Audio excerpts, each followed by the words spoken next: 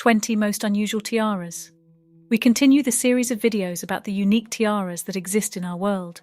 Townsend Diamond Tiara, a Belle Epoque decoration created by Cartier in 1905, originally owned by the American railroad heiress, Mary Scott Townsend.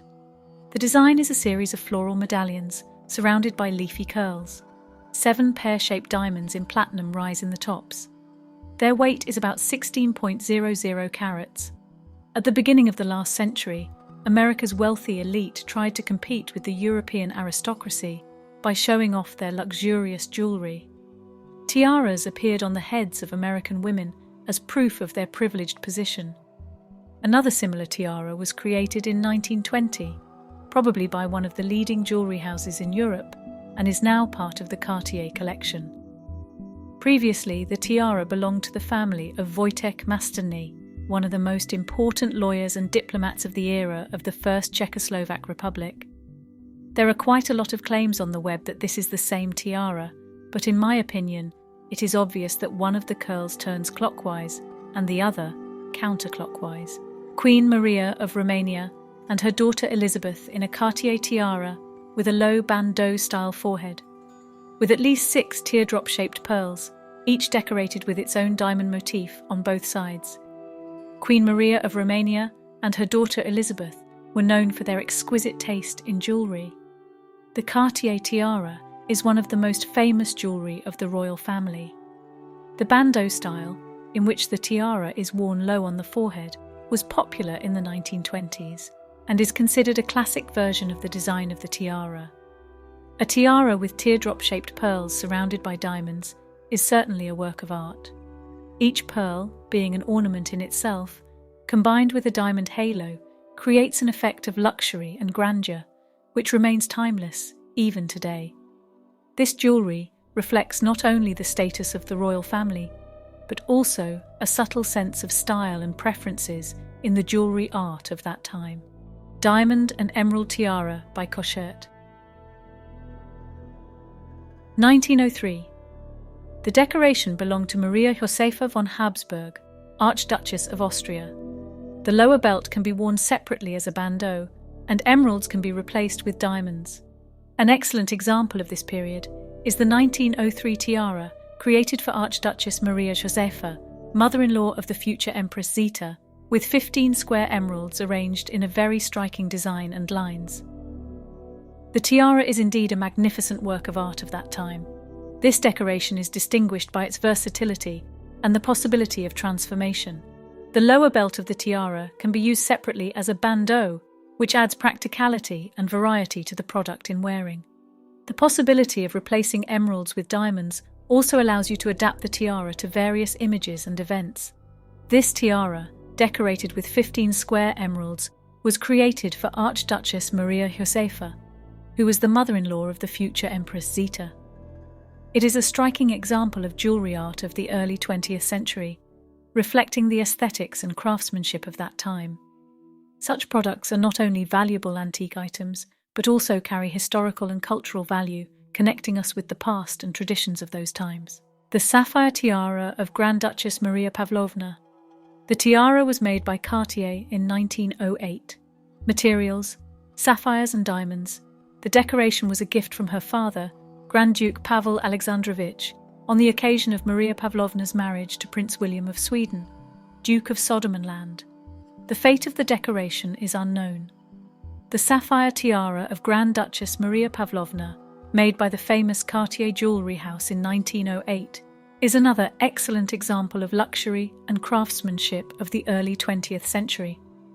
The use of sapphires and diamonds in the design of this tiara emphasizes the high status and refined taste of its owner.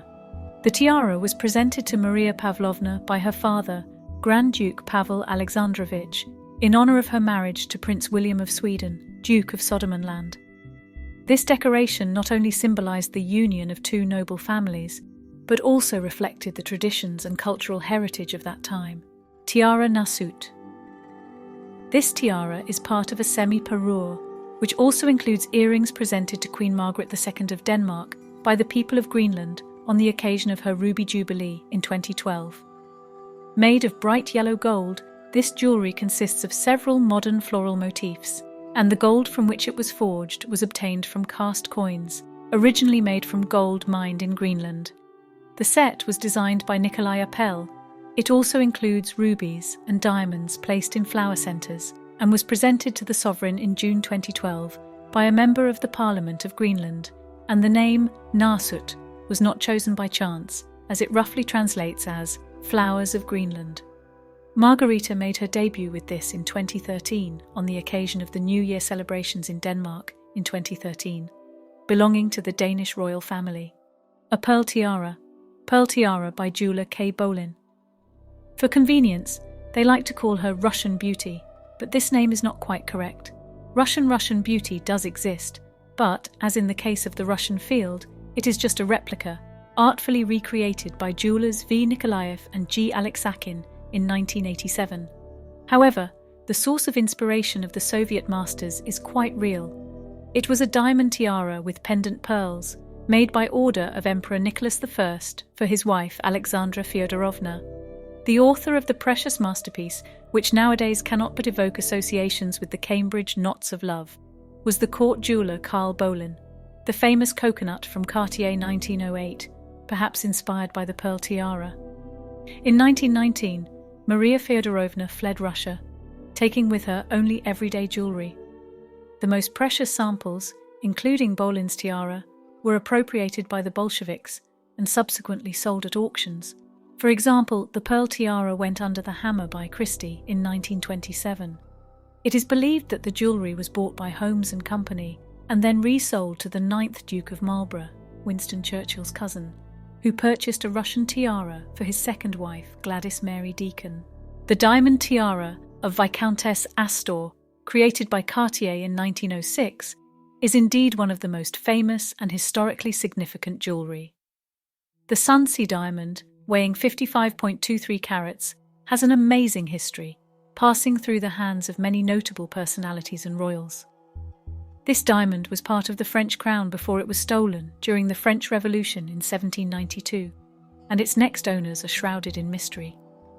In 1906, Lord William Walford Astor, 1st Viscount Astor, purchased this diamond and placed it in a tiara, which he presented to his daughter-in-law, Nancy Langhorne, who became the first female member of the British House of Commons. An interesting fact about Nancy Astor is her witty verbal sparring with Sir Winston Churchill, which went down in history due to their wit and character. After Nancy Astor's death in 1964, the diamond remained in the Astor family until 1978, when it was sold to the Louvre. It is believed that the tiara is still in family possession, although the Sunsea diamond has been replaced by another stone. The emerald ivy tiara was commissioned by Queen Rania for the Boucheron Jewellery House in 2003. Decoration in the form of a wreath of ivy leaves and buds, emerald stones in a black gold frame. The emerald ivy tiara. Perhaps the most impressive of the tiaras was custom made by the French jewellery house Boucheron. Made exclusively of emeralds and black gold, the tiara resembles a wreath of woven ivy leaves, hence the name. Tiaras such as the emerald ivy are not only symbols of royal status and taste, but also reflect the craftsmanship and innovative approach of the jewellers who create these unique products. They continue to delight with their beauty and complexity of execution, being not just decorations, but also real works of art. Unfortunately, my information is limited to data until September 2021, and I cannot provide up-to-date information on the current location or condition of this tiara. For the latest information about the emerald ivy tiara, I recommend contacting reputable sources in the field of jewellery history or directly to the Boucheron Jewellery House.